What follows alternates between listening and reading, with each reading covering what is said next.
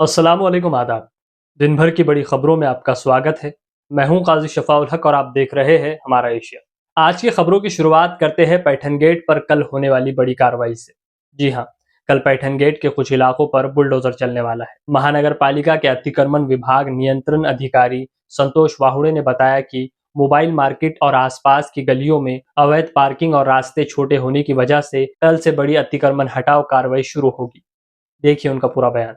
अगर हम ये मान के चलेंगे कि कोई एक घटना इसके लिए कारणीभूत है, तो ऐसा नहीं है।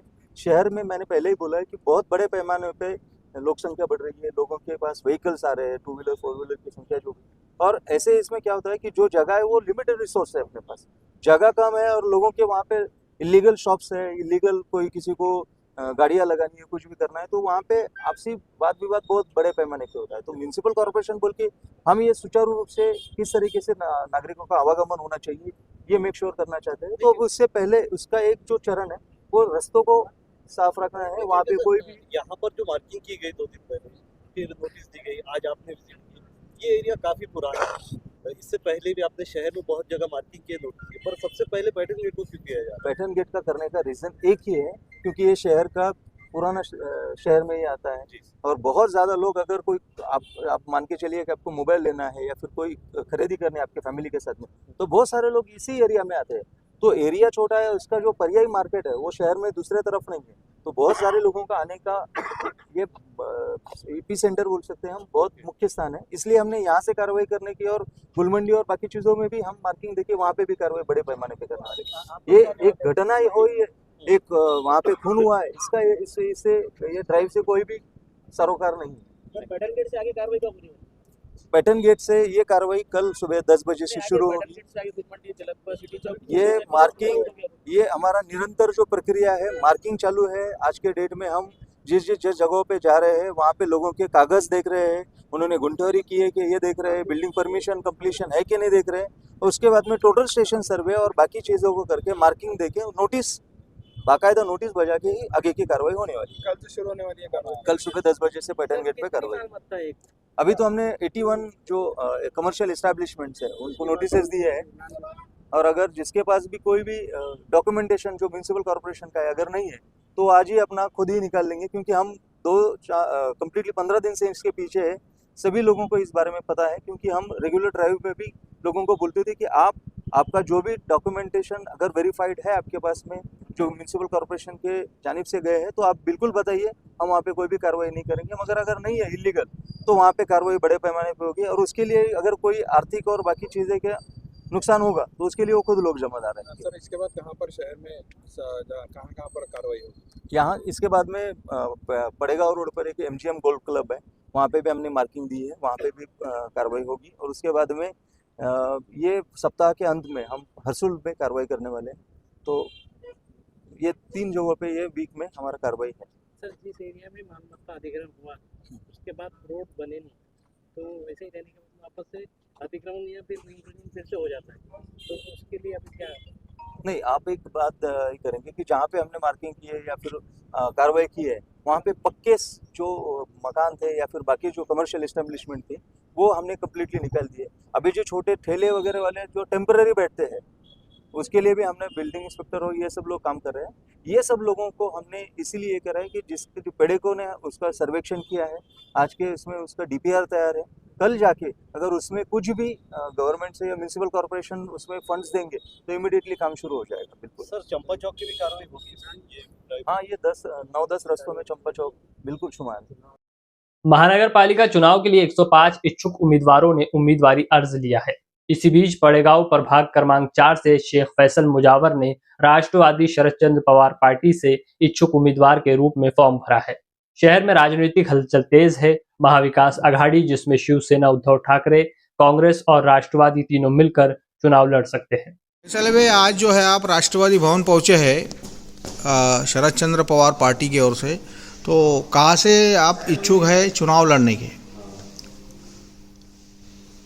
औरंगाबाद महानगर पालिका में जो होने वाली है कारपोरेशन इलेक्शन, इसके ताल्लुक से आज हम शेख फैसल मोहम्मद इकबाल ने प्रभाग क्रमांक 4 पड़ेगांव मिटमिटा इस एरिया से आज हमारा फॉर्म पार्टी ऑफिस के पास जमा किया है।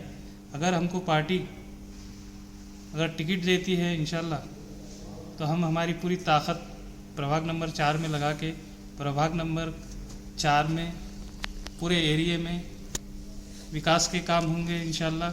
और वहाँ पे जो छोटे छोटे बच्चे जो नशे के हालत में बिगड़ चुके हैं, नशाखोरी का पूरे तरीके से इंशाल्लाह जीत के आने के बाद सफाया किया जाएगा।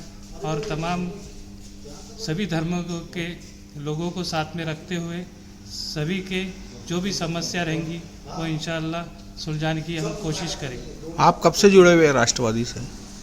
हम तकरीबन 1.5 से 2 साल से राष्ट्रवादी कांग्रेस पार्टी शरद पवार गठ इनसे जुड़े हुए हैं और राष्ट्रवादी Congress party Sharad Pawar OBC cell के महाराष्ट्र प्रदेश सचिव संगठक पद पर कार्यरत है। समाज सेवा क्या क्या हुई है आपके वार्ड में, आपकी ओर से प्रभाग में अभी तक? हमारे प्रभाग में अभी तक पूरे जो स्ट्रीट लाइट है वो बिठाए गए और वहाँ की जो भी समस्या थी, जैसे कि डॉक्यूमेंट थे, किसी के आधार कार्ड थे, किसी के मृत्यु दाखले थे, किसी के जन्म दाखले थे, और उसी के साथ आरोग्य विभाग से जो भी जुड़े हुए काम थे जो बीमारियों के, वो आधी रात को हम तमाम प्रभाग के लोगों के लिए भाग दौड़ कर काम करते हैं। अगर आप पत्रकार बंधु एक वहाँ पे मालूमात लेंगे तो आपको इसकी मालूमात पूरी वहाँ की जनता ही देंगी। ये प्रभाग में कौन सा एरिया आता है आपके? हमारे प्रभाग में पड़ेगांव, मिटमिटा, तारंगन, चांदमारी, पावर हाउस ऑफिस, दरगाह, ऐसा टोटल 40,135 वोटिंग का एरिया आता है जनसंख्या। आपने जो फॉर्म इच्छुक का जो भरा है ये ओबीसी के लिए है या ओपन के लिए? नहीं, ये हमने फॉर्म जो भरा है ये ओपन के लिए। ओपन? वैसा तो हम ओबीसी है, लेकिन ओबीसी आरक्षण वहाँ पर नहीं आने की वजह से ये ओपन आया हुआ है।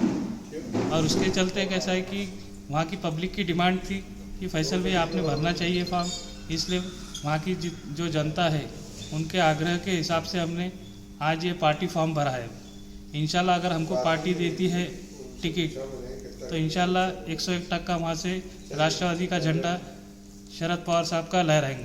ये आपके साथ 3 लोग और रहेंगे और किसी से बातचीत चल रही है आपके? और 3 लोग राष्ट्रवादी से रहेंगे और किसी और पार्टी से रहेंगे? अभी तो पूरा पिक्चर सामने कुछ भी नहीं आया हुआ है। सभी अपने अपने पार्टी के फॉर्म भर रहे हैं।